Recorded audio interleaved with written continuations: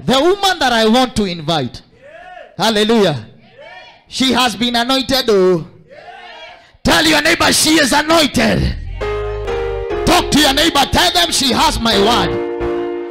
Hey, talk to your neighbor. Tell them she has my word. Mwambie amepakwa juu yangu. Hallelujah. Are you ready? Sasa ninataka uweke makofi vizuri. Jitayarishe.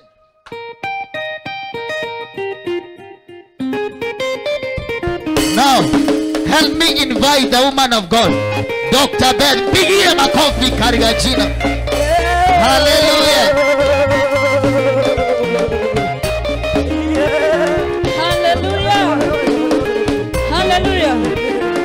Praise be to the name of the living God. Kama unaniona, kama unasikia sauti yangu, nipungie mkono kwenye uwepo wa Mungu. Jina la Bwana libarikiwe. Ningetaka, I want to humble myself today to be able to be in your presence, to be able to stand on this altar. And I want to honor the man of God, the apostle of the house. Come on, celebrate the apostle of the house.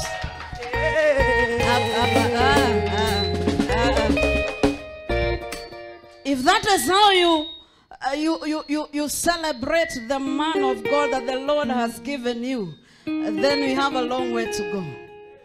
Ninasema mshangilia mpako wa mafuta wa Mungu kwenye nyumba. Hey! Katika jina la Yesu Kristo. Hey! Na tunasema ya kwamba behind every strong and successful man, there's always a woman. There is always a force. Hey, we have a force in the house. Somebody celebrate the first lady of the house. Hallelujah. Ningetaka pia kwa upendo mwingi mshangilie mpakwa mafuta wa Mungu Harrison ambaye amekuwa rafiki yangu kwa miaka mingi. Hallelujah. Pia tuko na wapiga vyombo, tuko na waabudu. And most importantly, this service could not have held if you did not come. So celebrate yourself in the presence of God. Hallelujah.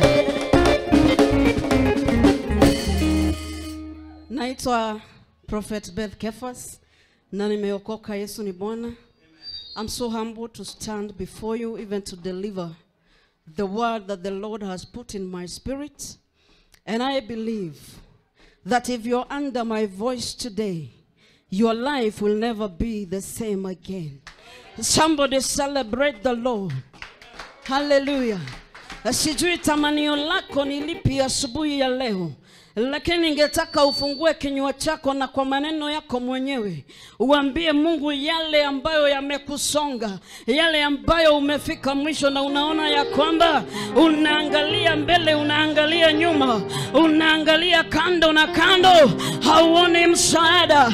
Asubuhi ya leo nimetumwa kama nabii kukutabiria ya kwamba kila kitu ambacho kinakurudisha nyuma kimefika mwisho asubuhi ya leo katika jina la Yesu Kristo. Open your mouth before God and release your spirit. Radoza karabaraha de shakarodos. Maroko sheta rabazika roda shanda. Rako sheke reko zinda rabosha. Makorida shandere kozi anda barahande. Reka shoka riba shandere boza. Afungua kinywa chako. Reba shando karo rihande bazeketa. Rama shandere bozi ya karabosha. Rakoza katesha ribazo kota ribasa. Rako sheke ribazo zonda rabosha. Katika jina la Yesu tunaamini. Amen. Kama tumesimama, ni vizuri tutii neno la Mungu na tusome kama tumesimama. Sijui niko na muda gani. I don't know what time I have. How many minutes do I have? 45 minutes. So I would share the word of God very briefly, even as the Holy Spirit is going to lead us. I want to read the word of God from the book of Judges, chapter number 16, and verses 21. Hallelujah. Kama tumefika sema amen. Biblia inasema ya kwamba the Philistines took him and put out his eyes and brought him down to Gaza. They bound him with bronze fetters, and he became a grider in the prison. However, tell your neighbor, however, the hair of his hand began to grow again after it had been shaven. Now the Lord of the Philistines gathered together to offer a great sacrifice to Dagon their God, and to rejoice. And they said, our God has delivered into our hands Samson, our enemy. When the people saw him, they praised their God, for they said, our God has delivered into our hands our enemy, the destroyer of our land, and the one who multiplied our dead. So it happened, ambia mwenzako, it happened. When their hearts were merry, and they said, call for Samson, that he may perform for us. So they called for Samson from the prison, and he performed for them, and they stationed him between the pillars. Then Samson said to the lad who held him by the hand, let me feel the pillars which support the temple, so that I can lean on them. Now the temple was full, and men and women, all the lords of the Philistines were there. In fact, there were about 3,000 men and women on the roof who watched while Samson performed. Then Samson called to the Lord, saying, O Lord God, remember me. I pray, strengthen me, I pray, just this once. Ambia mwenzako, just this once. Oh God, that I may with one blow take vengeance on the Philistines for my 2 eyes. And Samson took hold of the 2 middle pillars which supported the temple, and braced him against them, one on his right hand side and one on his left. And then Samson said, let me die with the Philistines. And he pushed with all his might, and the temple fell on the lords and all the people who were in it. So the dead that he killed at his death were more than he had killed in his life. That is the word of the Lord. Father, in the mighty name of Jesus, we bless you this afternoon. Thank you for the mission of your word this afternoon, oh God. Today, my Father, even as we get to your word, Jehovah, in our spirits, my Father, let it come in the simplest way that we may understand, King of all glory. And now may the Holy Spirit take preeminence, take the wheel, and take charge in the mighty name of Jesus Christ. And every other voice that is speaking contrary to your will and that desire of your people, tonight I silence in the mighty name of Jesus Christ, and I declare that your will be done. In the mighty name of Jesus Christ we pray. Amen. You may have your blessed seats. In the mighty name of Jesus. Hallelujah. Ambia mwenzako, nywele zinaenda kumea tena. Mwambie kama unamaanisha, nywele zinaenda kumea tena. Jina la Bwana libarikiwe. This is a story that we know, something that we have learned. Glory be to the name of the living God. We know that since the conception of Samson, Mungu ndiye alitumana kwa sababu Manoa and the wife could not conceive. Na wakati Mungu alituma manabii, akaenda na akawapa amri, akawaambia ya kwamba nitaenda kuwapa mtoto, and he gave instruction that that boy should not be shaved. Glory be to the name of the living God. Huyo mtoto asinyolewe, mama yako asikunywe mvinyo, na huyo mtoto mtoto asiguze kitu ambacho kilikuwa unclean before the eyes of the Lord. Jina la Bwana libarikiwe. Na wakati Manoa alipata huu ujumbe kutoka kwa bibi, wakati mwingi wakati Mungu anaongea, we tend to doubt because Manoa was not there. And then he told the wife, when next that man comes, call me, I want to hear, I want to have the message together with you. Jina la Bwana libarikiwe. Na wakati, kwa sababu Mungu alikuwa anataka kudhihirisha neno lake, na malaika alikuja mara tena na akawapa ujumbe. Jina la Bwana libarikiwe. Hata wakati alikuwa anawapa ujumbe hawakuwa bado wanaelewa ni malaika. Ilifika ni wakati aliwaambia, can we make you some food? And the angel said no, make a sacrifice unto God. Jina la Bwana libarikiwe. Na wakati walifanya ile dhabihu kwa Mungu, ule malaika alitoweka na moshi. Jina la Bwana libarikiwe. Na hapo ndio safari ya Samson ilianza. Jina la Bwana libarikiwe. Na wakati Samson alikuwa anaenda akikua kwa umri, ndivyo nywele zake zilipokuwa zikienda zikikua, na ndivyo nguvu zake ilikuwa inaenda kukua mingi. Jina la Bwana libarikiwe. Hallelujah. Lakini tunaona ya kwamba somewhere between the lines, somewhere between the destiny, somewhere between birth and destiny, something happened. Sijui kama ninaongea. I don't know whether I'm speaking to someone this morning who had a great destiny, who when they were born, there were words that were spoken by men and women of God. Sijui kama wale watu ambao walizalisha mama yako walitamka maneno gani kukuhusu. Sijui ulizaliwa kama wewe ni wa kinabii. Sijui wewe maneno yaliyotamkwa juu yako yalikuwa magani. Sijui kama ulisemekana wewe utakuwa wewe ni nabii mkuu. Sijui kama ilisemekana wewe utakuwa mwanabiashara wa kimataifa. Sijui kama ilisemekana wewe utakuwa minister international. Sijui kama ilisemekana wewe utakuwa ni mwanasiasa mkuu. Sijui kama ilisemekana wewe utakuwa kingdom financial. Sijui kama ilisemekana wewe utakuwa mama wa mataifa. Lakini somewhere between, somewhere between your journey and your destiny, somewhere between your greatness, your crown, your prime time. Jina la Bwana libarikiwe. Nywele zako zikanyolewa. Ninashukuru Mungu asubuhi ya leo kwa sababu tunajua kitu moja na tulijua siri ya adui ambaye ni Shetani. The devil will never steal anything else from you. He will only steal your time. Sijui kama tunafahamu hivyo. The enemy can only steal your time, but he can never steal your greatness. He can never steal your star. He can never steal your destiny.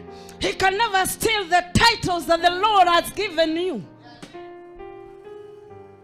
And somewhere between the time, tunaona mpaka mafuta wa Mungu ambaye alitabiriwa na ambaye Mungu alipeana kwa Waisraeli ya kwamba yeye ndiye atakuwa anawapigania vita. Tunaona ya kwamba yeye nywele zake ambacho ndicho kilikuwa kiini cha nguvu zake zikinyolewa. Jina la Bwana libarikiwe. And not only did they shave his hair, jina la Bwana libarikiwe, they made him, they gouged out his eyes. Bwana asifiwe. Wakamng'oa mpaka na macho. Na as if that was not enough, wakamfanya prisoner. As if haikutosha, wakamfanya entertainer. Ninataka nitabiri jioni ya leo, nikiwa ndani ya upako wa kinabii, ya kwamba kunaenda kupaga laini. We are going to make a demarcation. There is a level that we will not go beyond. in the mighty name of Jesus Christ. Ninataka mtu aseme imetosha, imetosha. Hey, walikunyoa nywele ukanyamaza, wakaenda wakang'oa na macho, wakaenda wakakufanya prisoner. Haitoshi, wanakufanya wewe ndiye utawa entertain. Ninakuja kutabiria kwamba imetosha katika jina la Yesu. Hey, baroko ribarahande, barikando robosha. Lakini kitu ambacho hawakuwa wanajua, kuna kitu mmoja ilifichikana ambayo Mungu anafanya kazi behind the bars. Ni kwamba nywele zilikuwa zinamea wakati adui alikuwa ameimba time, wakati adui alikuwa ameimba muda wako. Amekugandamiza miaka 20, amekukandamiza miaka 10, amekukandamiza miaka 2. Ninakuja kutangaza ya kwamba nywele zako zimemea katika jina la Yesu Kristo. Hey, rabozi karabashande, mazo katereba shanda. Huyu ni mtu ambaye alitumiwa na Mungu kwa mambo mingi, you know, in many circumstances that people could not even comprehend. But this is the same man who is at their lowest. I want to speak to somebody that the Lord has fought your battles, and the Lord has won your battles at some point in your life. And I want to declare that you are a seed of greatness, that you are a seed of God, that the same God that fought your battles and won your battles before is the same God that will win your battles even now, in the mighty name of Jesus Christ.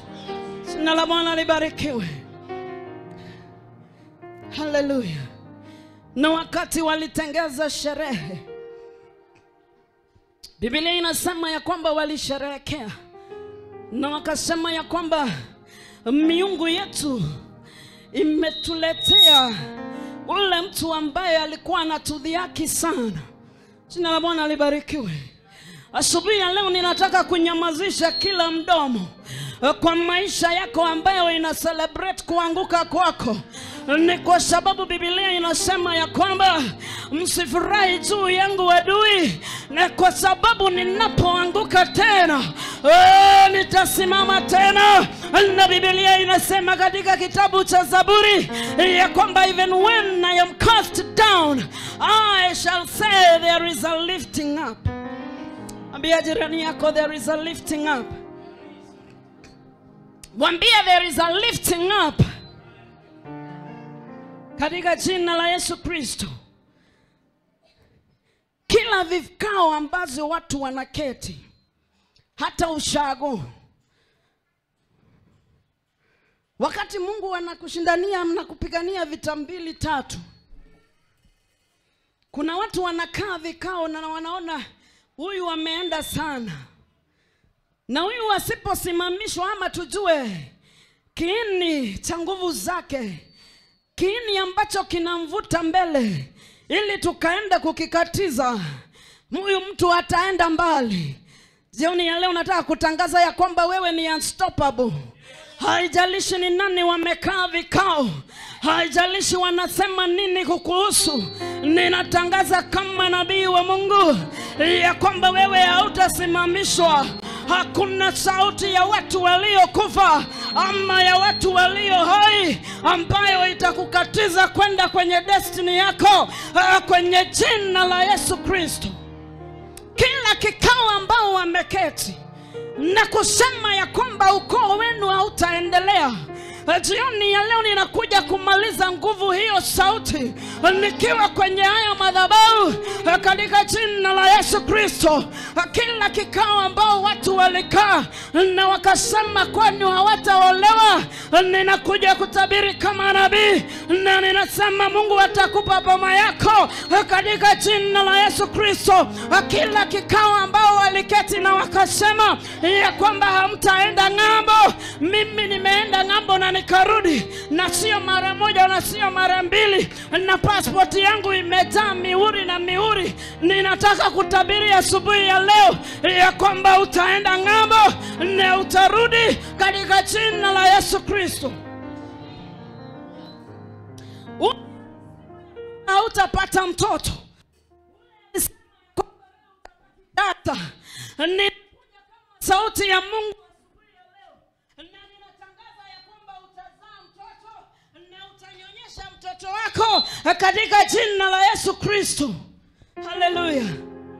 Kila sauti. Biblia inasema wakati mmoja Jacob and Isaac aliita wanawake Jacob and Esau. Na wakati aliwaita ili aliona amezeeka, na akawaita na akaambia Esau, enenda ukanitafutie nyama. Jina la Bwana libarikiwe. Enenda ukanitafutie nyama ili nikule niachilie baraka juu ya maisha yako. Lakini Biblia inasema ya kwamba wakati hawa wawili walikuwa wananena, Rebeka alisikia. Rachel alisikia. Jina la Bwana libarikiwe. Jina la Bwana libarikiwe. Hey, kuna vikao vikuu ambapo jina lako linatajwa. Kila siku kuna mtu anaulizwa, kuna mama tunaweza pea kazi hapa. Kila siku kuna mahali kunaulizwa, uko na driver kwenu tunaweza patia hii kazi. Kila wakati kuna vikao vikuu na jina lako linatajwa. Lakini Biblia inasema ya kwamba Rachel alisikia Isaac akiambia Esau, enda unitafutie nyama. Na hapo ndio masaibu ya Esau ilianza. Jina la Bwana libarikiwe. Kwa sababu alileta Jacob na akamtengeneza kama Esau, na akampresent mbele ya baba yake kama Esau. Jina la Bwana libarikiwe. Ninataka kutangaza kitu asubuhi ya leo, ya kwamba hakuna exchange itakayofanywa mahali ambapo jina lako linatajwa kwa ukuu katika jina la Yesu Kristo. Mamake alimwambia, wachana na huyo ameenda kwa kichaka. Wewe ingia hapa kiugo. Tafuta mwana kondoo. Na kwa sababu mimi ndio najua ile kitu babako anapenda zaidi, mimi ndio ndatangaza chakula ambacho babako atapendezwa nacho. Jina la Bwana libarikiwe. Na wakati Jacob alikuwa anarudi, akapata ya kwamba baraka zishapeanwa, na akalilia babake sana, na akamuuliza, baba, hauna hata baraka moja ambayo ulibakisha? Jina la Bwana libarikiwe. Nataka kutangaza ya kwamba kila masikio ya Rachel ambayo inasikia wakati jina lako linatajwa, ninainyamazisha adhuhuri ya leo katika jina la Yesu Kristo. Na ninatangaza ya kwamba wakati jina lako litaitwa na litatajwa, utaenda kutokea na kujipresenta katika jina la Yesu Kristo. Kuna wakati mwingine kuliitanwa. Jina la Bwana libarikiwe.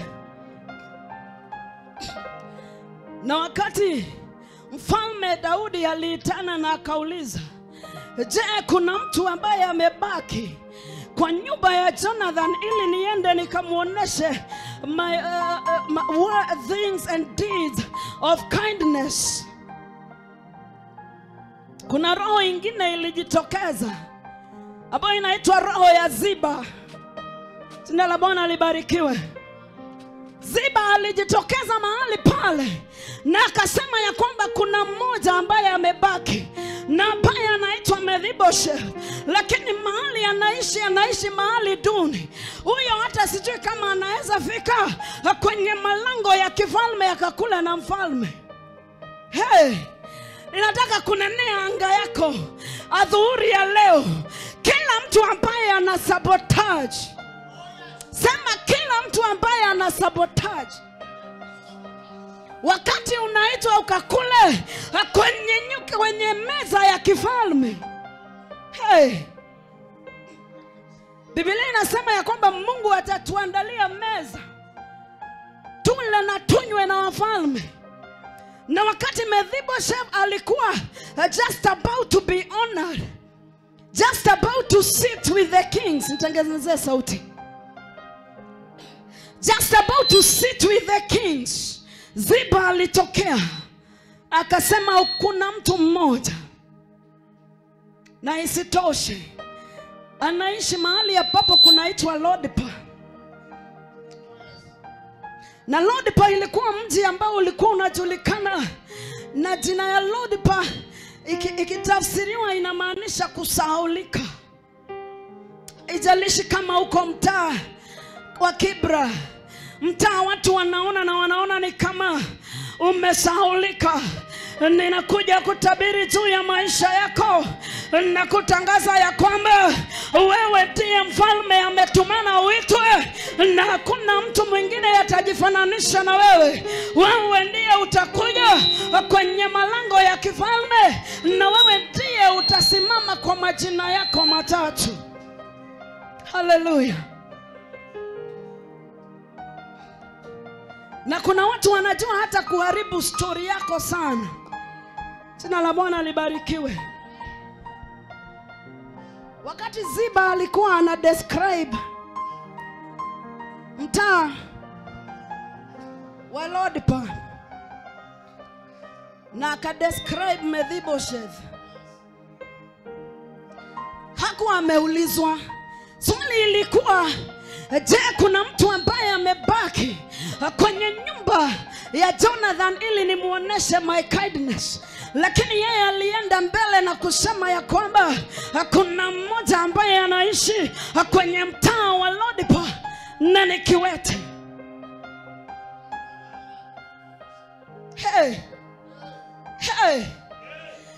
Adhuhuri ya leo Mungu anauliza ni nani ako tayari nimbadilishie maisha?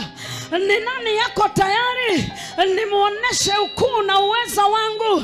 Lakini kuna mtu anajiambia kwa roho yake niko, lakini majina zetu hazijawahi ingia kwa passport. Niko, lakini majina zetu hazijawahi ingia kwa bunge. Niko, lakini sina kazi. Niko, lakini sina mzee. Niko, lakini sisi hatuendangi mbali. Niko, lakini sisi wote tunaishi kwa kijiji, tulizaliwa kijiji, tunaoa kijiji, kukuja Nairobi ni bahati. Jioni ya leo nitataka kumaliza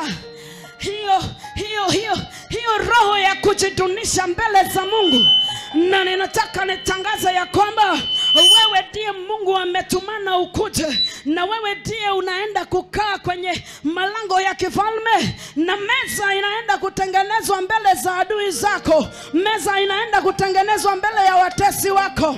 Meza inaenda kutengenezwa mbele ya walio kusema. Meza inaenda kutengenezwa mbele ya wale walisema hutaona mbele. Meza inaenda kutengenezwa mbele ya wale walisema ya kwamba majina za kwenu haziolewi. Meza inaenda kutengenezwa mbele ya wale wanasema sisi kwenu ni walevi. Meza inaenda kutengenezwa mbele ya wale wanasemanga ya kwamba nyinyi na ukoo wenu mnaishia kwa kijiji.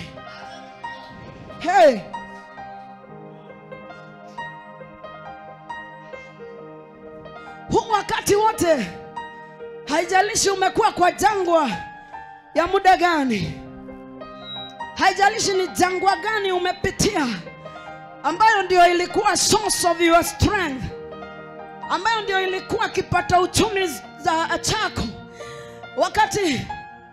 Wakati lockdown ilikuja and the pandemic hit, watu wengi walipoteza kazi. Jina la Bwana libarikiwe. Lakini nataka kutangaza hivi ya kwamba katikati ya wakati ulipoteza kazi na wakati unasikiza sauti yangu, nywele zako zimemea na adui zako hawakuwa na habari. Waambia hawakuwa na habari, kwa sababu wakati walikuwa wanaita Samson akuje awa entertain, it never hit on them that maybe, just maybe, the source of his strength is back. Hallelujah. Na ndiposa Biblia inasema ya kwamba mbegu ya Mungu haitawahi isha na haitawahi potea. The greatness in you will never go down the drain until it comes to manifestation in the mighty name of Jesus Christ. Kama Mungu alihifadhi Samson na udhaifu wake na mambo ambayo alifanya mengi ambayo hata haikumpendeza Mungu, ninataka kutangaza ya kwamba your restoration is being released. If you are under my voice this morning, I want to declare that your restoration is near in the mighty name of Jesus. Sema urejesho. Sema urejesho. And I like it when God does things a second time. Hey. Ambia jirani yako a second time. Biblia inasema ya kwamba wakati Samson aliambia kijana nishikishe pillars za ile nyumba, alishika ukuta mmoja. Sasa ujue nywele zake zilikuwa zimemea, walikuwa wamezifunga vifungo 7. Kwa hivyo hiyo nywele ilikuwa refu mno. Lakini wakati ya pili hata hatujaambiwa nywele ilikuwa mrefu kiasi gani. Jina la Bwana libarikiwe. That is the power of anointing. It does not matter the magnitude by which people will see, but the anointing is there. Ambia mwenzako, the anointing is there. Mwambia your greatness is there. Biblia inasema aliambia Yeremia ya kwamba before I formed you in your mother's womb, I knew you and I set you apart to be a prophet. Hey. So the greatness begins at birth. Jina la Bwana libarikiwe. Greatness ya Samson ilianza wakati Mungu alituma nabii. Jina la Bwana libarikiwe. Na kwa hivyo sio kunyoa nywele kungefanya nguvu zake ziishe, ni kwa sababu ukuu wake ulikuwa ndani yake. Jina la Bwana libarikiwe. Na wakati alienda akashika zile nyuta, Biblia inasema ya kwamba kulikuwa na wanaume zaidi ya 3000. Wakati huo walikuwa wanahesabu wanaume peke yake. Mungu atuhurumie wanawake. Hallelujah. Lakini wakihesabu wanaume wapate ni 3000, nikifanya calculation yangu and the congregation that is normally present in church, ni kwamba wanawake tunakuanga ni kama zaidi 3 ama 4 za wanaume. Jina la Bwana libarikiwe.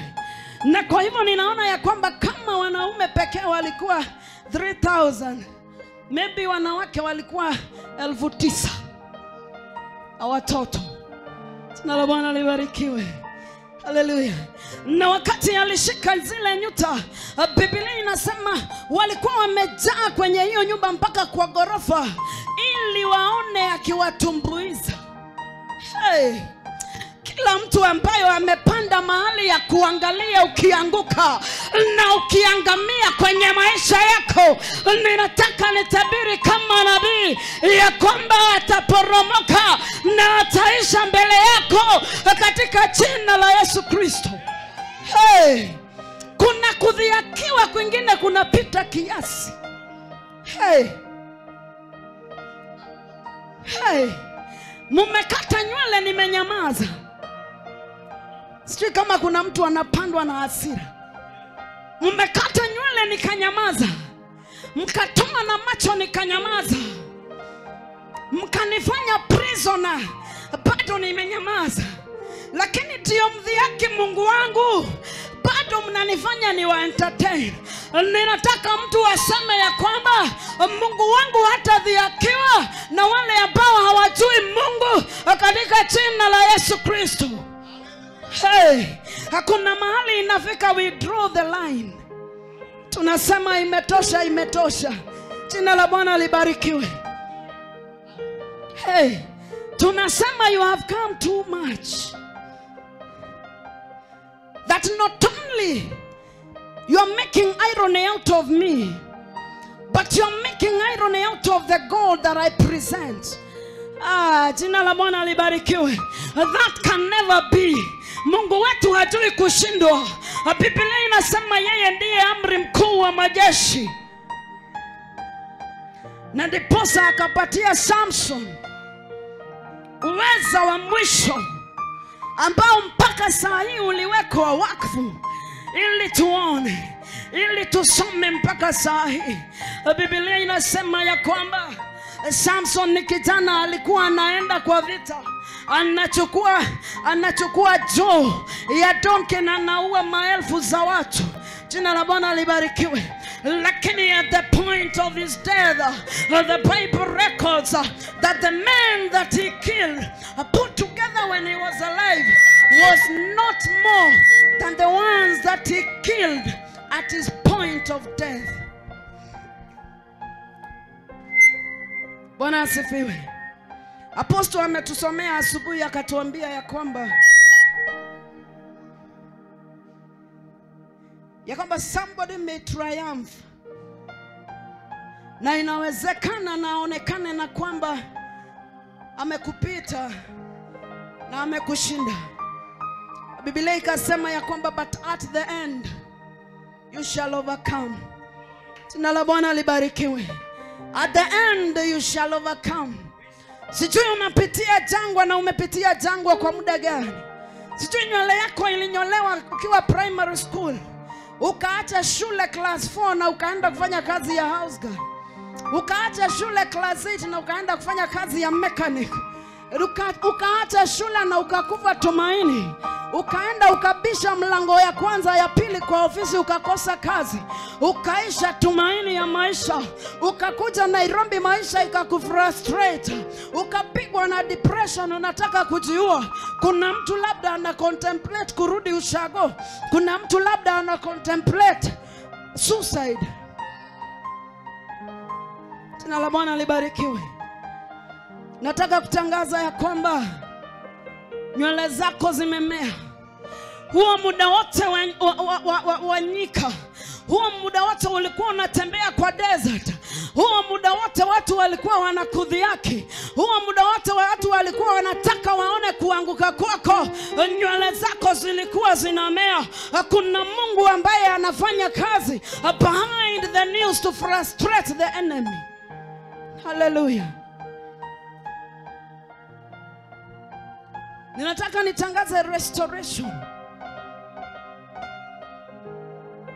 Mungu alikuwa na uwezo wa kufanya nywele za Samson zikose kumea sababu yeye ni Mungu. Sema amen.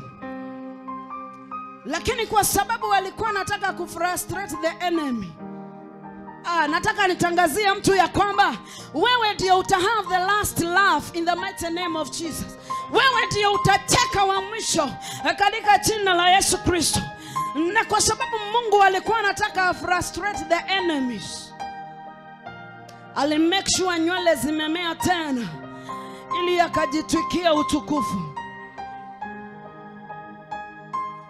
Wakati Mungu anakupigania vita, wakati Mungu ana frustrate your enemies before your eyes, it is never for you, lakini ni kwa utukufu wake mwenyewe. Jina la Bwana libarikiwe. Nataka kutangaza kwa maisha ya mtu ambaye anaamini Mungu wa kweli na ambaye anasimama na neno la Mungu na la haki. Kuna maneno mingi yanaendelea kwenye maisha yetu. Kuna watu ambao si wacha Mungu wanatudhihaki kila uchao.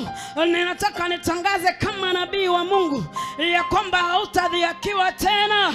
Kama wewe ni mcha Mungu, ya kwamba jina la Mungu halitapakwa tope tena katika jina la Yesu Kristo. Ya kwamba kama ulimi wako unakiri wewe ni mwana wa Mungu, nguvu za Mungu nazidhihirishe juu ya maisha yako katika jina la Yesu Kristo. Na ninatangaza urejesho. Ninatangaza urejesho. Ninatangaza urejesho. Simama kwa miguu yako. Simama kwa miguu yako. Wewe unajua mahali ungetaka Mungu akurejeshe. Wewe unajua mahali ulinyolewa. Wewe unajua mahali pamekawia bila nywele kumea. Wewe ndiye unajua. Kwa maneno yako mwenyewe ambia Mungu na udeclare ya kwamba nywele zako zimemea katika jina la Yesu Kristo. Ninatangaza urejesho. Ninatangaza urejesho katika jina la Yesu Kristo.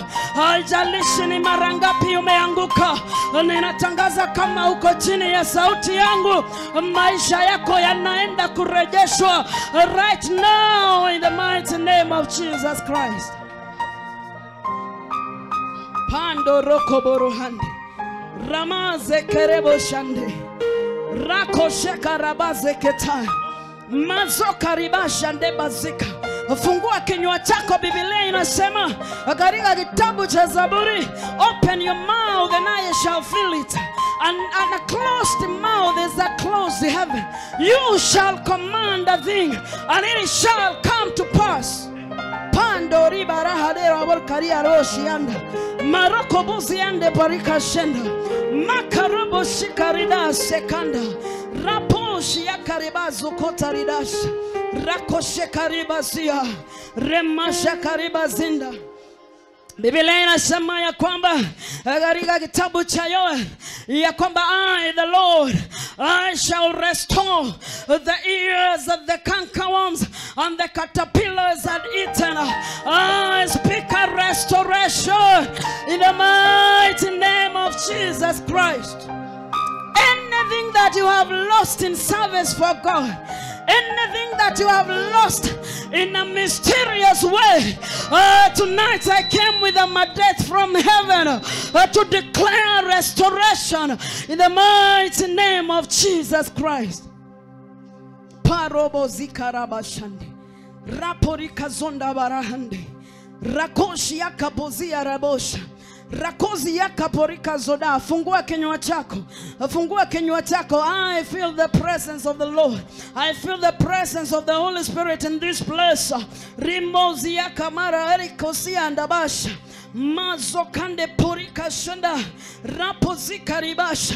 Anything that the enemy had stolen and taken from us, I want you to declare prophetically that you are taking it back in the mighty name of Jesus Christ.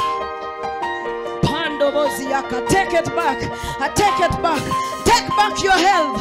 I take back your health in the mighty name of Jesus Christ. I take back your money.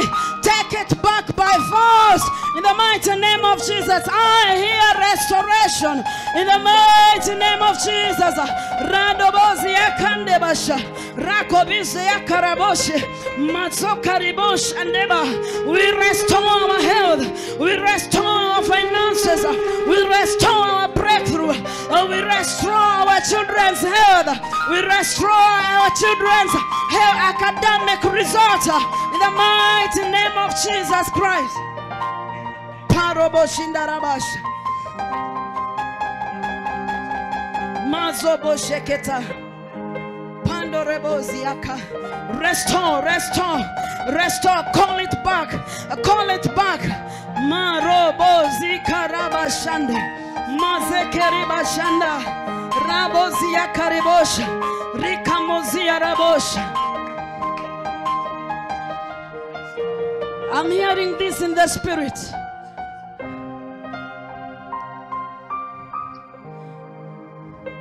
Apostle alituambia ya kwamba somebody could be tied in the village but they are needed in the city. Ningetaka kama uko hapo na una represent uko jamii yako na majina ya kwenu, I want you to be the contact person. Ninataka uinue mikono yako miwili kama ishara ya kusarenda kwa Mungu na uite jamii yako kwa pamoja. Ni kwa sababu kama Mungu anaturestore, anarestore kutoka ule mdogo mpaka ule mkuu kwenye jamii yetu katika jina la Yesu Kristo. Ita jamii zako na majina na udeclare restoration upon their lives. Parobo zikarabosha mazo koribashande. We travel in the villages and we call them out by their names. Let us travel in the village. Marobia Karibasaya. Those that are lost in drunkenness, tunawaita kwa majina katika jina la Yesu Kristo. Wale wamepotea kwenye ukahaba, tunawaita kwa majina katika jina la Yesu Kristo. Parobozi ya karaboshi. We call them by their names. We call them by their names. Ramboziki ribashandi. Ramazekerebosha. Rakozika rabashandi. Ramazokorobosha. Parobozika rabosha. Hallelujah. Thank you, Jesus. Father, we bless you. We worship you. We give you all the praise, all the glory, and all the honor. And somebody celebrate the Lord in the mighty name of Jesus Christ.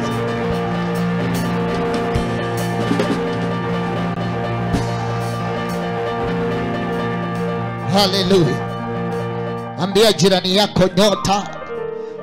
Ambia mtu nywele zako zitaota tena. Moses, as we preach, nywele zako zitaota tena.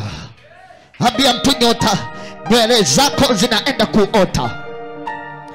Talk to your neighbor. Wacha kuboeka. Talk to your neighbor. Ninapomalizia, tunapofunga diposa tuingie kwa mkutano, ambia jirani yako nywele zake zinaota tena. Nywele zitaota tena. Nywele zitaota tena. Nywele zitaota tena. Nywele zangu zitaota tena. Mwambie mtu kinaenda kueleweka. Now, let me tell you something. As she was preaching, now God began to speak to me. You know, the Bible says that Samson, his eyes were plucked out, Pastor Harrison. And when we were doing the Bibles of Judges, and when we go deeper in the scripture, the Bible says when his eyes were plucked out, it took him 3 months. Diposa macho yake ipone. Maandiko inasema hivi, alipotolewa macho yake, alipotolewa siku ya kwanza macho yake, the pain was so unbearable. Macho yalikuwa na uchungu sana. Ikaanza kutoa machozi, ikaanza kutoa damu. Hangeweza kukula kwa sababu ya uchungu wa macho. Hangekaa chini kwa sababu uchungu ulikuwa too much. Ninaposoma maandiko, the Bible say akatolewa macho because of love. Alikuwa amependa sana Delilah na kamwambia siri zake. I don't know if you have ever been in love. Sijui kama ushaipenda mtu. Sijui kama ushaianguka mapenzi.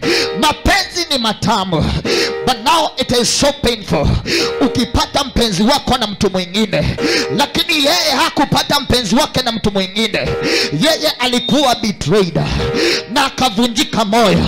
And if that was not enough, the Bible says macho yake ikatolewa. Hallelujah. Hallelujah. Lakini hawakujua ya kwamba we serve a God of another chance. We serve a God of another chance. I don't know what happened to your life, but I come with corrosive anointing. Nyota yako itainuka tena. Nywele yako itamea tena. Mataifa utaingia katika jina la Yesu. Walimanage kufunga mlango ya kwanza, wakafunga wa pili, watatu hawatafunga katika jina la Yesu. Nasema mapepo ya kwenu, nasema madhabahu ya kwenu haitakuona katika jina la Yesu. Give your neighbor a high five. Tell them my hair will grow again. Give your neighbor a high five. Mwambie nywele zangu zitaota tena. Mwambie nywele zangu zitaota tena. Talk to your neighbor, mwambie nywele zangu zitaota tena. No wonder the Bible says that affliction will not arise for a second time. Natangaza kama nabii tunapomaliza, mateso haitainuka mara ya pili. Kiburi katika jina la Yesu. Mateso na umaskini, kukataliwa kwenu, uchungu wa kwenu, kudharauliwa kwako, the Bible says mateso haitainuka mara ya pili. Tangaza na mimi nasema hivi, mateso haitainuka mara ya pili katika jina la Yesu. Ambia mtu mateso haitainuka mara ya pili. Hallelujah. And every enemy that is in your life, tell your neighbor, every enemy. You know what happened? The devil saw the destiny of Samson, and the enemy kept an enemy. Yani adui alimwekea adui katika maisha yako. Sema, my father, expose every evil enemy in my circle. Sema, expose every enemy in my life. Piga makofi, sema kila adui katika maisha yangu afanye kuaibishwa. Sema kila adui aibishwe katika jina la Yesu. And now may the grace and the love of God be with us now. Amen. Amen. Amen. He is in the realm of the Spirit. Hallelujah.